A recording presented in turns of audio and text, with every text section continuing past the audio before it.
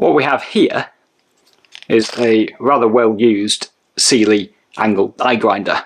Now, I've got myself some bearings for the top section. I'm going to see if we can fix it.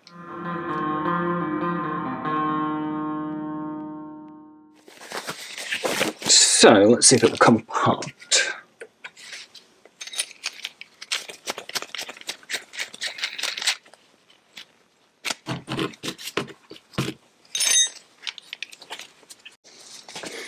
I know this is a reverse thread.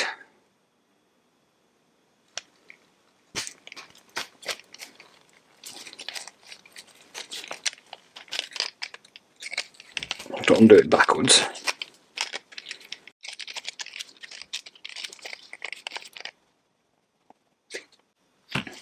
Now I know in here there's a geared drive from the motor which does the angle, makes the angle happen. And it looks like we've got flats on here. So is it going to undo somehow?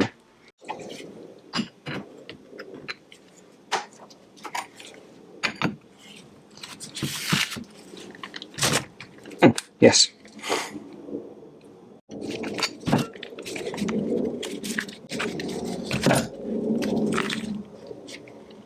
There we go, bearings are out. I think it's that one. That one does feel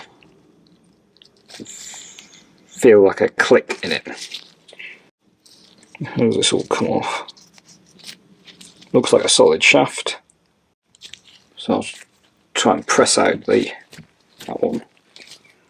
And I imagine we're going to have to take the whole gear off as well. And this is the tiniest bit of overkill. That will fit the. I'm just going to have to try and take everything off at once.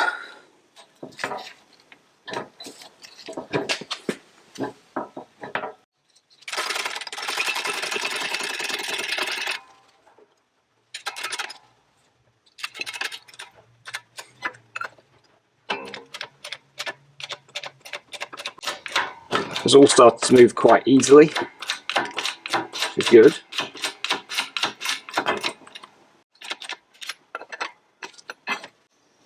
It's a little too wide. No, so hopefully we can drift it the rest of the way.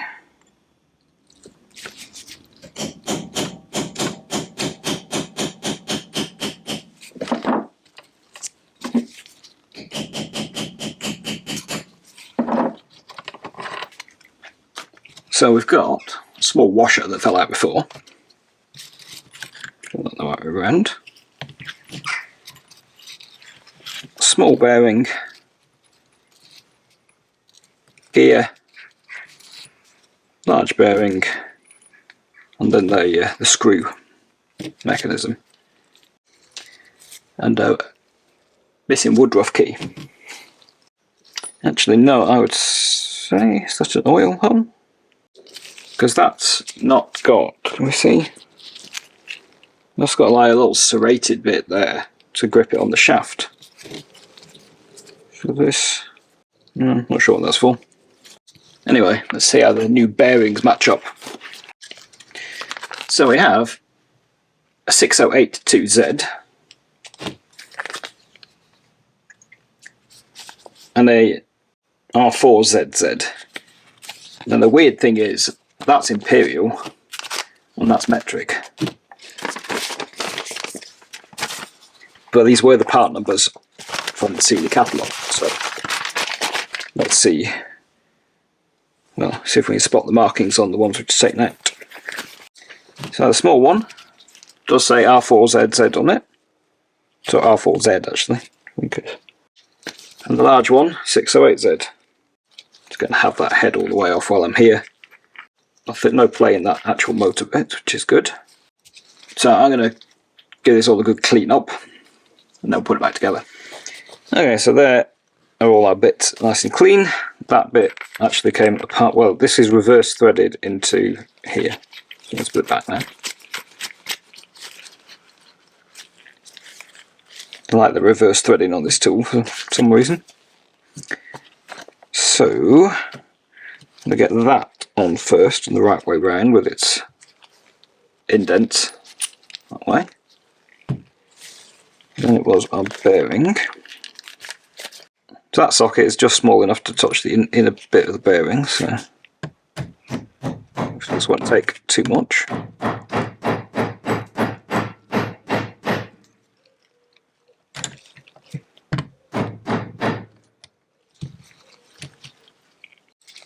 Get all the way with that.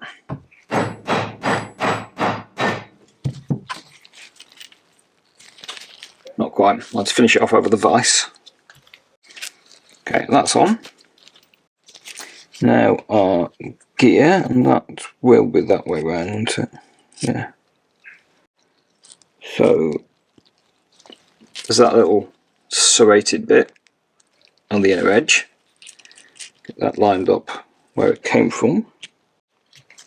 Do the same thing.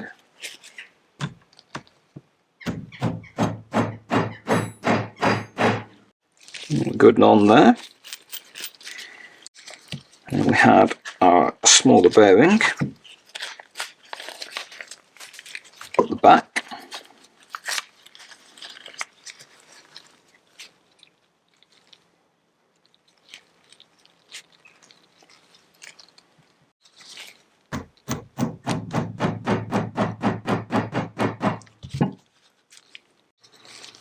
And that's going to be that little shim washer in the back of the headpiece. Slip this in. Actually, we're going to do both. I'm going to slip that in.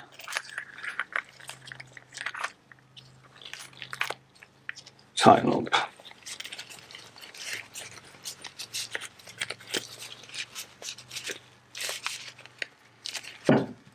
Got a big wire on it. Should hopefully be able to adjust this.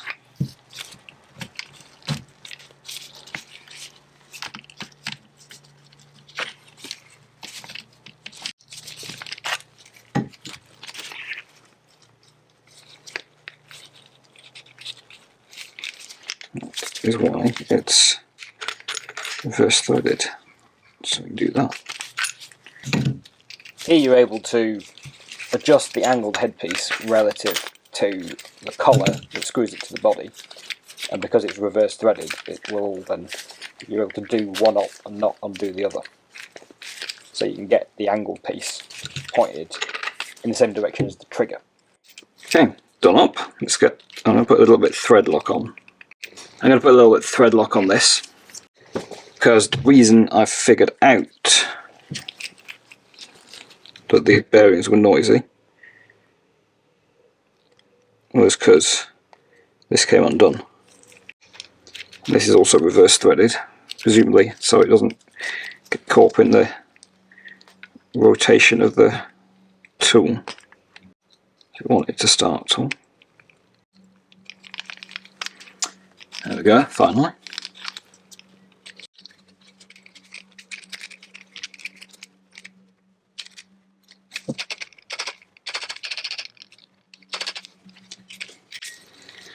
So, let's check some works.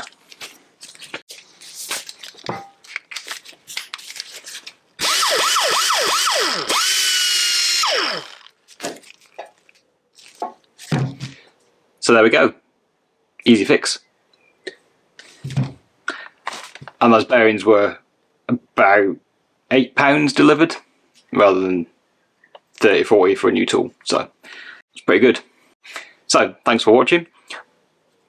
I mostly do car restoration videos, so if you're interested in that, please hit the subscribe button and see what we're doing with a bunch of 60s Triumphs at the moment, and hopefully I'll see you next time.